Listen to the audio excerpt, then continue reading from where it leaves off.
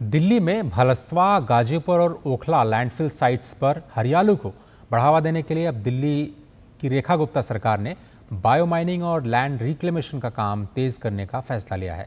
हमारे वरिष्ठ सहयोगी अमरेंद्र गुप्ता के साथ विशेष बातचीत में दिल्ली के पर्यावरण मंत्री मनजिंदर सिंह सिरसा ने कहा कि इन परियोजनाओं का मकसद कचरे के पहाड़ों को हटाकर इन स्थानों को हरित क्षेत्र में तब्दील करना है।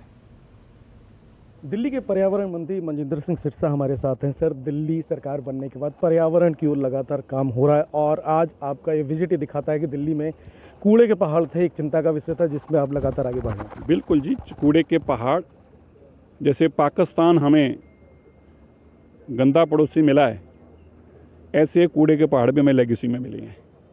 उसको सुधार दिया, इसको भी सुधार रहे हैं। और जैसे डायनासोर लुप्त हो गए इस देश में से, दुनिया में से, इसी तरह कूड़े के पहाड़ लुप्त होने जा रहे हैं।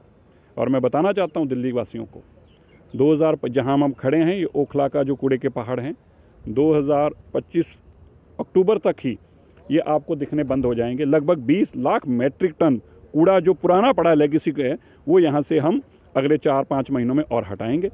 10 लाख मैट्रिक टन कूड़ा फिर दोबारा से इसमें टेंडर करेंगे और लगभग 2028 से पहले दिल्ली के 100% कूड़ा घर, 100% कूड़े के पहाड़ खत्म हो जाएंगे और ज़मीन पर आ जाएंगे। बिल्कुल ग्रीनरी और पेड़ और पौधे लग के और पार्क बनने की स्थिति में होंगे, बार बन चुके होंगे।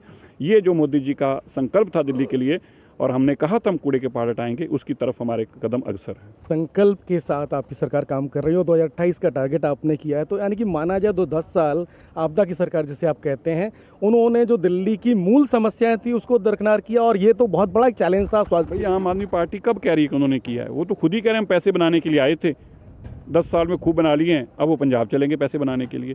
अब वहाँ जाके शराब पी कर लोग मर रहे हैं। जो पहले नर्क यहाँ था और वो सारे दिल्ली के लोग पकड़े गए, दिल्ली के कारोबारी शराब करने गए, पकड़े गए। तो आम आदमी पार्टी का तो मकसद ही लूटना था।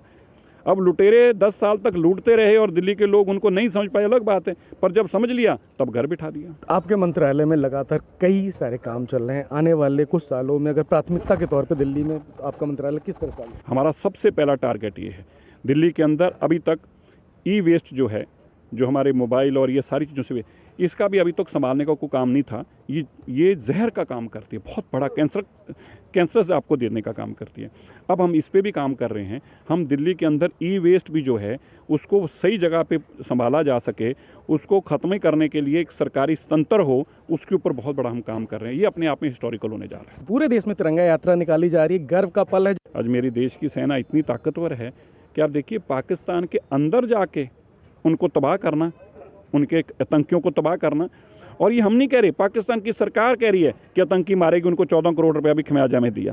तो ये मेरे देश की सेना की जो वीरता है, इसकी गाथाएं हम स्कूल में, कॉलेज से गाते आए हैं, लेकिन हमने अपने आप उस पराक्रम को देखने का काम हमें जो इस बार मिला है, ये पूरा देश आज गदगद है और पूरा देश हमारी इस आर्मी को, एयरफोर्स को, नेवी को सल्यूट करता है। तिरंगा यात्रा के रूप में दिल्ली के लोग जब सड़कों पर उतरे तो दिल्ली के लोगों ने बताया कि हमारे मन में कितना जश्न है, हमारे मन में कितना जोश है और हम कितना अपनी आर्मी का सम्मान करते हैं। दिल्ली सरकार लगातार पर्यावरण के क्षेत्र में काम कर रही है और सरकार का टारगेट है कि 2028 तक दिल्ली के पर्यावरण की चिंता को लेकर जो कदम उठाए जाएं, वो उसके सारे प्रोजेक्ट पूरे किए जाएं और साथ में जो कूड़े के पहाड़ है उसको भी दिल्ली से खत्म किया जाए। कैमरामैन उत्तम सिंह के साथ अमरेंद्र गुप्ता, DD न्यूज़, दिल्ली।